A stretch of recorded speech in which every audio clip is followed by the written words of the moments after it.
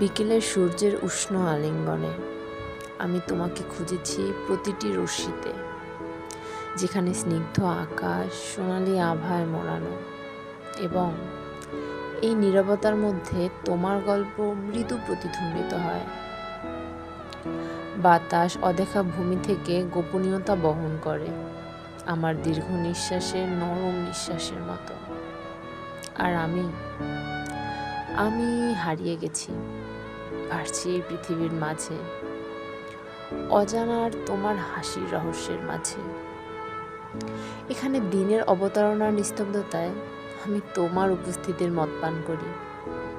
হ্যাঁ, তোমার উপস্থিতির। সেটি মিষ্টি এবং খানিকটা নেশাজনক, তবুও এটি আমার আত্মাকে পূর্ণ করে। পাখিরা উপরে ভক্তির মধুর গান গায়, পাতায় বনে তাদের সুর।